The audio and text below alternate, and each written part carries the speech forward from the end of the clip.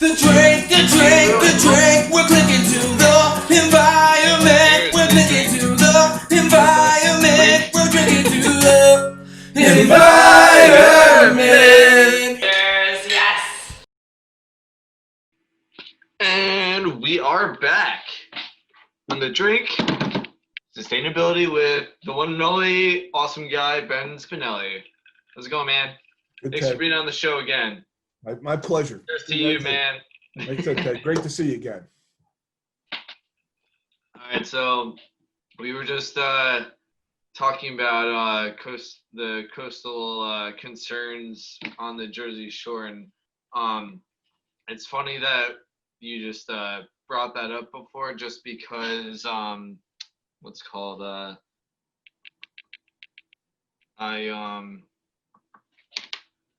I'm actually reading it. I'm just about done reading this book. It's called the Geography of Risk by Gilbert Gaul.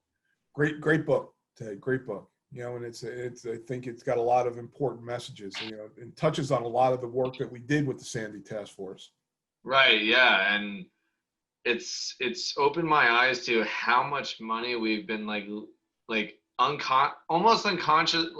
I wouldn't say unconsciously, but subconsciously dumping into a repeated problem, and it's mind-boggling though, because it's like, well, it's funny you mentioned that. You know, when on the task force, we had people from all over the country who were experienced in dealing with issues like Sandy come in from parts unknown to help us out.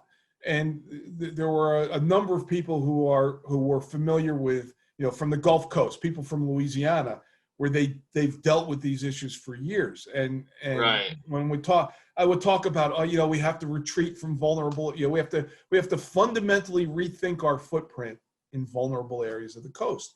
And I'd say that, and they would laugh. I said, "What's so funny about that?" He said, "Oh, no, you don't understand. You only had one storm.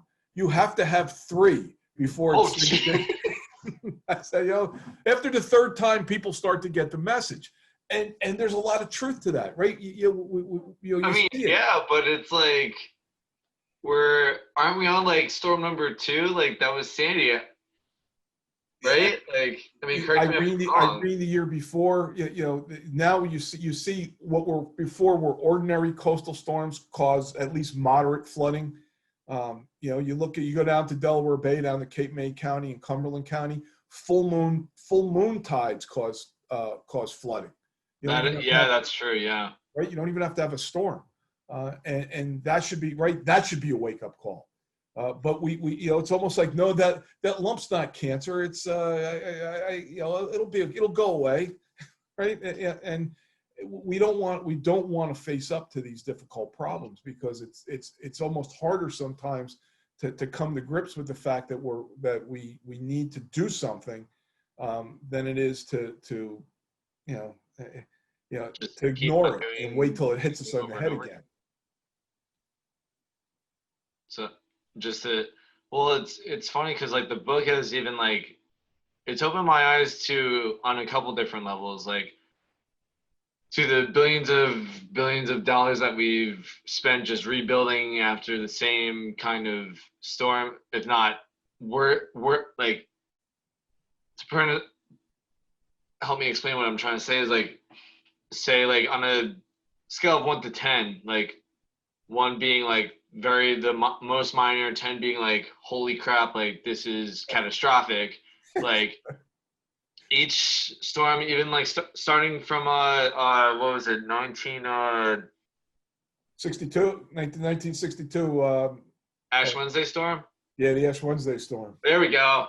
I knew you knew what I was talking about. Yep.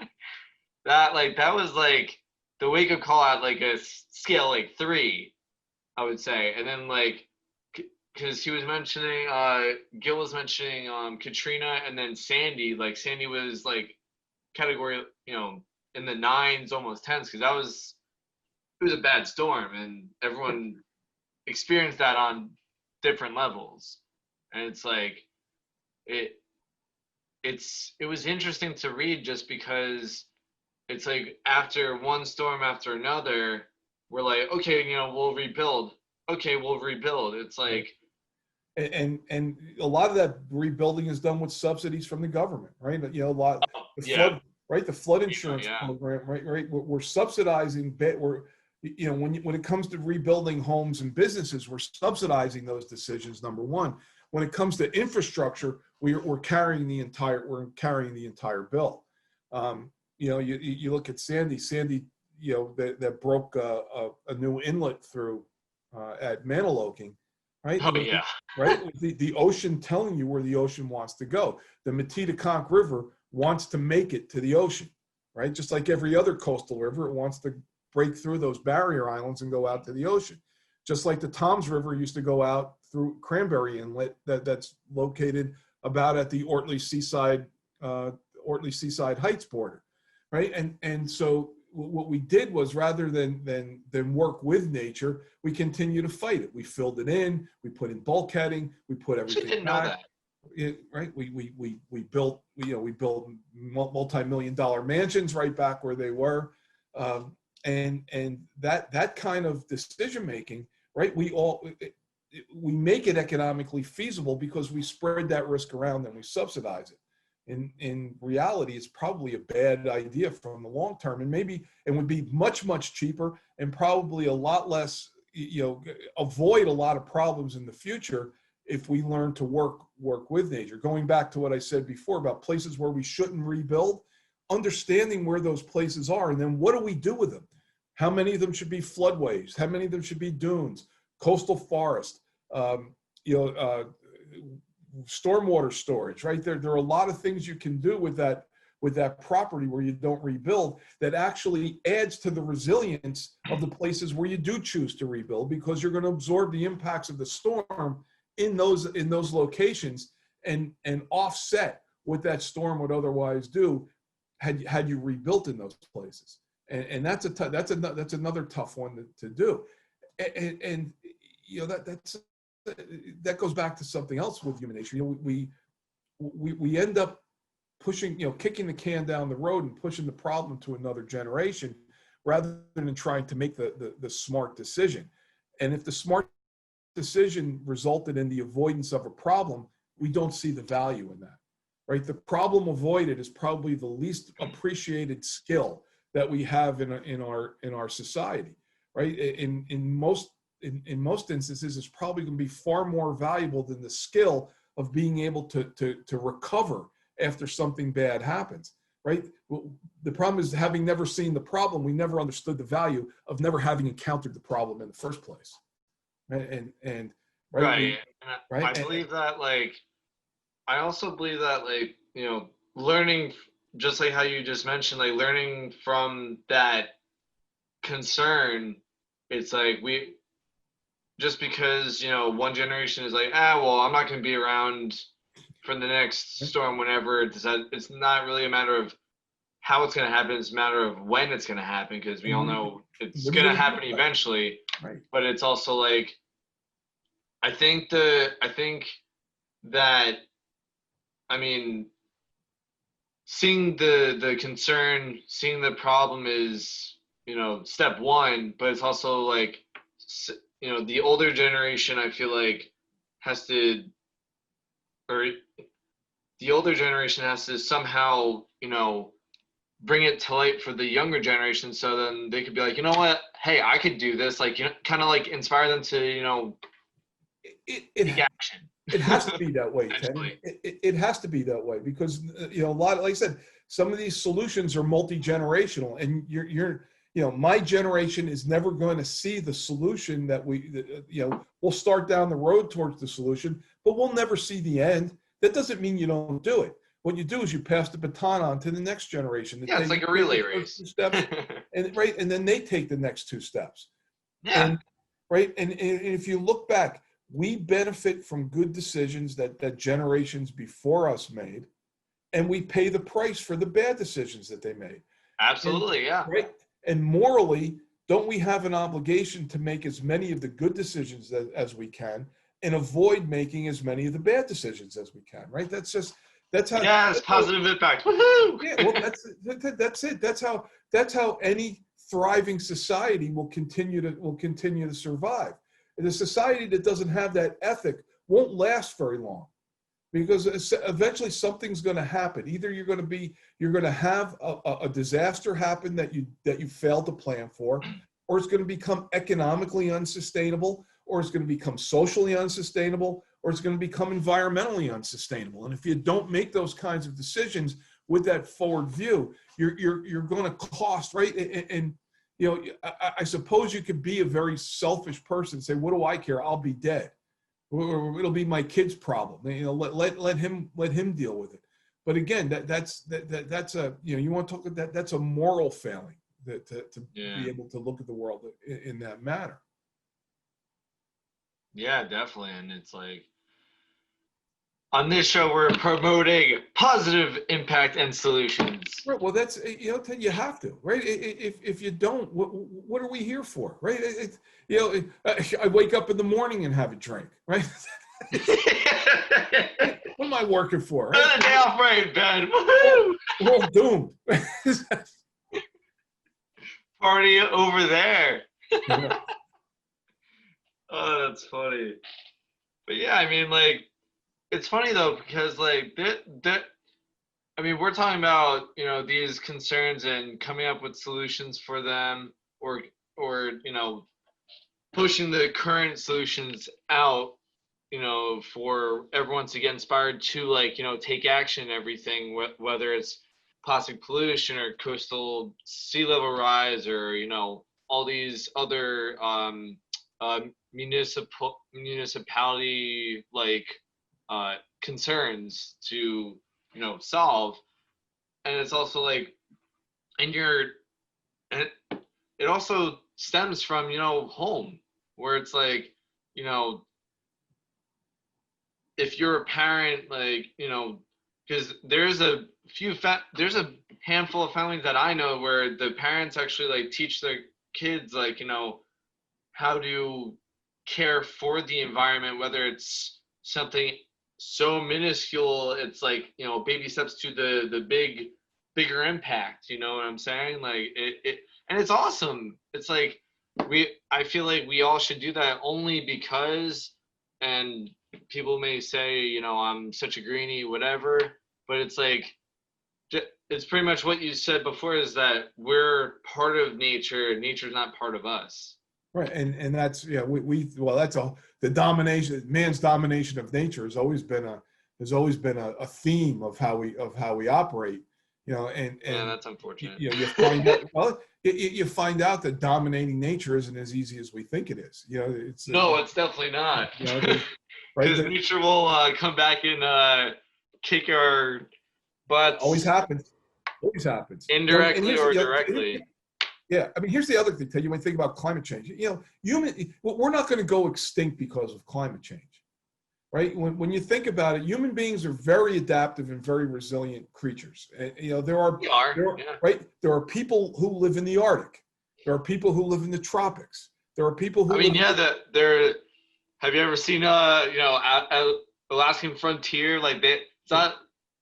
That show's not made up. People actually do live like in secluded areas. There are people who live there are people who live in the desert, right? Yeah. Human beings can adapt to a wide range of climate circumstance. What we can't adapt to are the consequences of what climate change will bring to us, right? Yeah. And you know, this is one of the things we covered.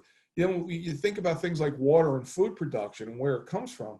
If climate change suddenly has a disrupting impact on where food can be produced, where water will be plentiful and where it won't, right? If you're a human being and you're living somewhere where suddenly the climate has changed to the point where you don't have drinking water for yourself or your family, or you can't grow food, or you don't have access to food for yourself or your family, what would you do, right? What would you do if you were in that circumstance? And you have to become farmers quick. Yeah, no, well, the answer is you're going to go someplace where you can get food and where you get water. Well, yeah, that too. Right, and the will they be welcome with open arms when they go there? And the answer to that is probably no. And you see the disruption that right. The Syrian civil war had a portion of its roots in climate change, an extended drought in the western part of the country, and there were There was crop failure. There was civil unrest. It led to a civil war. That civil war put people on the move as refugees in the tens of thousands. The disruption that caused in Europe when those refugees hit the shores of Europe caused a tremendous political disruption throughout the continent. That's people on the move by the tens of thousands. When sub-Saharan Africa, when the uninhabitable portions of sub-Saharan Africa start to expand, when you have people on the move because of climate disruption by the tens of millions. Wow. You're right, and that's in our future, right? The UN climate change report talks about measuring in the tens or even hundreds of millions the numbers of climate refugees that they're going to be. When those people are on the move, they're not going to be welcomed with open arms by the places where survivability is a given, and you're going to have the conflict and the war that's going to result from that if we don't understand as a species how to get along with one another and how to care for one another. That is what's going to kill us. That war and conflict will kill us before climate kills us. Wait, so before I lose this question, why do you think that, like, because I've been thinking about this question for a while now, why do you think that it's like other areas of the world are experiencing like the actual effects of climate change, like in comparison to us, where I feel like we're not like like, for example, like, say, I mean, the first one that comes to my mind is like Indonesia. They are pretty much have plastic bays, and we don't. I mean, we see litter and trash in the water and whatever, but I mean, it's not nearly as comparable to them. First of all, I'd argue that we are feeling the impact. The impacts of climate change are starting to come home to roost here in the United States, right? The United States was always in a fairly favored climatological place, right? It's one of the reasons why the country thrived, is because we had a tremendous food production capacity because of fertile soils and a benign climate. What you're seeing now between the storms, Sandy just happened to hit us. Right, but there have been. Look, we're already well into the Greek alphabet with storms this year, right? We're on theta, right? And if you don't know your Greek, right, that's right. We're well into the Greek alphabet. You look at places on the Gulf Coast that have been hit repeatedly this storm season, and then you look at the wildfires in California that absolutely have. That the severity, intensity, and widespread nature of those fires have their roots in climate change. So climate change is coming home to roost in the United States. That being said, we've got the economic capability of surviving a lot of it. We've got the resource capability of surviving a lot of it. When those impacts have hit places like sub-Saharan Africa earlier than us, when sea level rise is hitting the island nations in the Pacific earlier than us, they don't have that kind of capacity. They don't have that resilience built in that we do. But we're going to have our limits of resilience tested if we don't start to act proactively to deal with what we know is coming down the pike at us. And the problem is that, again, we're probably not going to starve, but there are places on the planet where people will starve. There are places on the planet where people will die from drought and from famine. Is it, too bad, so sad? That was your problem because you happened to be born in the wrong place on the planet. You're not exceptional like us who just happen to be born in the right place, right? Think about the morality of that approach to the world. That's horrible, right? But that, right? Oh my God. Right? What's the morality of that approach? That seems to be the approach that we're willing to take. Wow. That's where conflict, right? If it's in our, we talk about things that are in your self-interest. It's in our self-interest to figure out how to solve these problems on a global scale so that we avoid that conflict in the future. Because as I said before, it's not climate change that's going to kill us. It's going to be human nature and the conflict that will kill us. And we have, if we really have our self-interest at heart, we'll head that off. Because you can't build a wall around this country high enough to keep the impacts of global climate change from impinging on us. No, they'll just get Right? when we think that it's high enough, it's just gonna tower right over. And again, you're not gonna be able to isolate ourselves from the problems. We live in a global society.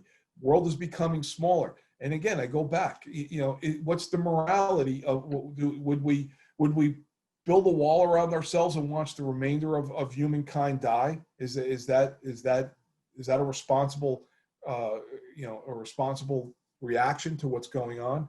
And it's just like a turn for south. Holy shit. Yeah, it's neither moral nor is it in our self-interest. Well, that's just definitely something for everyone to think about, though. It is. I mean, as depressing as that actually sounds, I mean, it's the realistic perspective. It should be, Ted. It should be a call to positive action, right? You guys Right, say, yeah. right. The very fact that you listen to those words and you say that's terrible. That's I mean, I want a nice future for my kids and my kids' kids. I mean, or like just for the rest of my friends that may live longer than me. I don't know, like. Right. And Ted, isn't that really the hope of every human being, right? And Exactly. that's, right. And that's right. So that's why I go back. The decision-making process that we have has to be trying to avoid those kinds of that going towards that kind of world. It's a very dark world if we don't take positive action to change the course that we're on. That's definitely true. Well, here is another cheers to positive impact and positive journey to a better future. Yep. If you don't start today, right? If we don't start this year, right? It becomes 1 year longer to the solution, and right and start the tail end of this year, which is right now, because then we'll just set ourselves up for next year and then continue. Yeah, well, like I said, every day should be a step forward, Ted. Every day. Yeah. Right. And the other thing should happen is if you say, hey, look, the generation that's in charge now is failing to meet that challenge. You say, hey, look, at worst, in a worst case scenario, you could serve as a bad example of what not to do. Right. So I mean, say, look, that's funny that you say that, because it's like, in a weird way, there's people that I know that like I've looked up to during my lifetime, and it's like they've showed me things that they're just like, hey, this is what not to do. So I'm like, okay, well, I'm gonna take another path and do things that are good to do. So like my life turns out the way I would like it to be, not the way not that way that I don't want it. So I mean. Here's the that's other so thing. interlocking with what we're talking about. That's so weird. Right? Well, here's the other thing, is don't count on don't count on somebody else doing it for you. No, right? Definitely not. Right, and you say, look, well, how come government isn't reacting the way that I want it to? Some of it is because we as a rule, we don't understand how government actually works and how to influence government and how to get what we really want out of government to occur, right? And when you look the record turnout, 140 million people, 150 million people just voted in the last election. That was in a particularly high profile national election, and we still only got maybe 60% of the eligible voters out. Right, and you wonder why government isn't responsible. Wasn't the in past elections, wasn't like the percentage or whatever only like 30 or 40%? 30s or 40s on a regular basis, and that's at the crazy. That's at the national level, right? There are elections every November, all right, that have some impact over you, whether it's a local election on what your town is doing, whether it's a state election at what your state is doing, or whether it's a national election, right? And Congress gets elected every 2 years too, which is really has national implications. Our inability to engage our our acceptance that we can have an impact over policy, right, is misplaced, because you can have an impact. You just have to understand how the levers of government work, how to access them, how to have your voice heard, how to join together with other like-minded people to compound your capabilities and have the impact that you want. But you can get results, but it's not just going to happen on its own. That, hey, you rolled the dice. Hey, hopefully this. Hey, last time around we got a crummy president. This time around maybe we got a good one, right? You can't hope for the luck of the draw that maybe this time for sure. Things will be okay. It doesn't work that way. You got to get involved. So then, so speaking in terms of involvement, how would, say for your class, they've never done an election in their life, they've never heard of government or whatever, how would you, I guess, instruct them, or I don't know, give it an assignment or whatever on how to get involved? Sure. Well, first off is to understand what the election is for and what the powers of the office you're about to vote for truly are, and what you look at the president's a good one, because we tend to put our focus on the person who gets elected president. The executive branch of government is way more than just the president. It's the cabinet secretaries, it's the department heads, it's the regulatory impact that control of the executive branch comes with, that changes the whole tenor of how government operates on a day-to-day basis. Understanding that, what the policies that you want to see enacted, how the executive branch can influence those, is number one. And so you make your voice heard, you understand where the position of these candidates are on all of those policies, and you start to make your selection with knowledge and based upon what the actual consequences are going to be. The second is that you understand how you can get involved in an election, whether it be as something as simple as volunteering, or actually something as simple as making an informed vote. And then it gets down to being an advocate for what you believe in. It gets down to maybe joining with other people who advocate for the same things that you do, and the increased power of having multiple people speak on an issue that does tend to start to have influence. I always say, look, do you think that the government affairs guy at ExxonMobil knows who your congressman is? Right? I'd say yes. In fact, I would probably wager that the government affairs guy at ExxonMobil probably had lunch with your congressman. Do you think that your congressman has any idea who you are? Right? Probably not. Who does your congressman represent? ExxonMobil or you? The congressman's supposed to represent you. You've got to figure out how to get your voice heard by the people who represent you. Again, going back to whether it's at the executive level, at the legislative level for Congress or Senate, right? So understanding how government works, who these people are, what their powers are, what the potential impact of them being in office would be, how to get your voice heard and how to influence them. Those are all parts of how to have a positive impact on the government process.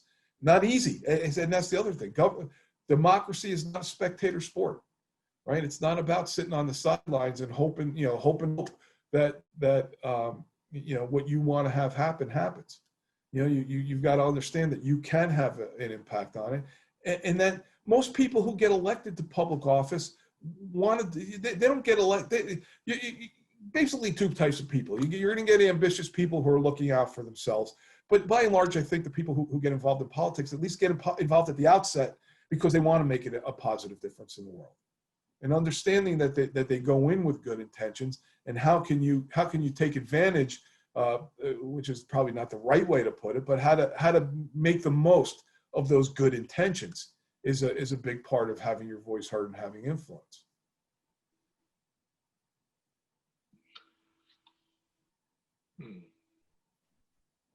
And if that being said, then you light up.